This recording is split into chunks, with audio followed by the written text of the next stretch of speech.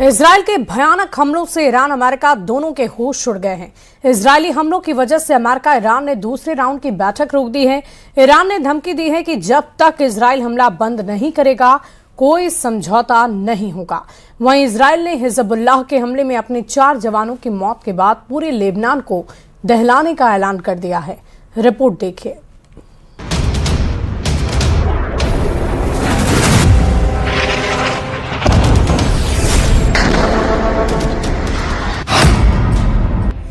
Israel ने तोड़ डाला ईरान अमेरिका समझौता।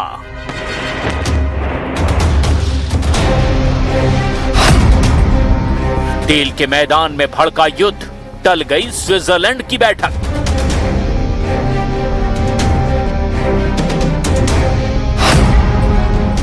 इजराइल से बचकर कहां जाओगे, जहां जाओगे बम खाओगे।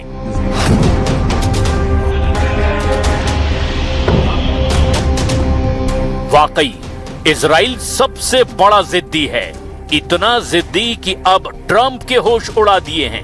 नेतन्याहू ने ईरान अमेरिका के हो चुके समझौते को धुआं धुआं कर दिया, वो भी तय तारीख से पहले ही, जब ईरान अमेरिका स्विट्जरलैंड में डील के अगले राउंड में मिलने निकल रहे थे। तभी इजराइल ने ऐसा बारूदी तांडव मचाया कि समझौता बैठक ही टल गई। अमेरिका और ईरान दोनों के लीडर जहां थे वहीं ठहर गए। अमेरिकी उपराष्ट्रपति जेडी वेंस ने यहां तक कह दिया कि उन्हें नहीं पता कि अब बैठक के लिए कब जाना है, क्योंकि हालात फिर से बहुत ज्यादा बिगड़ गए हैं।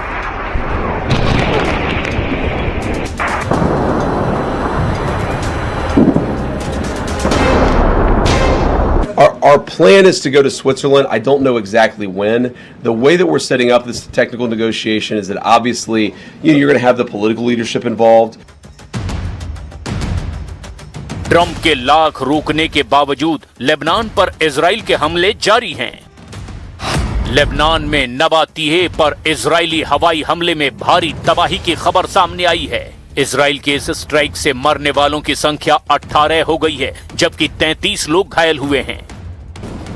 इजरायली हमलों के बाद जितनी दहशत लेबनान में है, उतना ही खौफ खाड़ी के तमाम देशों में है, क्योंकि लेबनान मोर्चे पर 4 इजरायली सैनिकों की मौत हो गई है।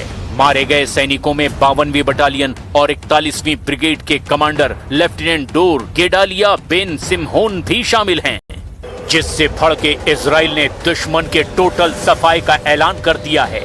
इजराइल के रक्षा मंत्री ने लेबनान के खिलाफ भी भयानक हमलों की धमकी दे डाली है। उधर ईरान के सुप्रीम लीडर मुस्तफा खामनेई ने यह ऐलान करके ट्रंप का मूड खराब कर दिया है कि वो समझौते के खिलाफ थे। ईरान के सरकारी टीवी पर रिलीज सुप्रीम लीडर के बयान में कहा गया कि मुस्तफा ट्रंप से हाथ मिलाने के लिए तैयार नहीं हैं। फिलहाल उन्होंने अपने समझौते को मंजूरी इस शर्त पर दी है कि सभी लड़ाका ग्रुप की सुरक्षा की गारंटी मिलनी चाहिए। امضا شد. در مسیر رسیدن به این مرحله مسئولین امر از سر دلسوزی و با حسن نظر تلاش‌های زیادی را به عمل آوردند و البته این رئیس جمهور آمریکا بود که از روی استیصال از انواع اهرم‌ها برای این امر استفاده شد. ईरान को अमेरिका पर अब भी यकीन नहीं है। मुस्तफा खामनेई ही नहीं, उनके जैसे तमाम कट्टर लीडर ट्रंप से डील के खिलाफ हैं।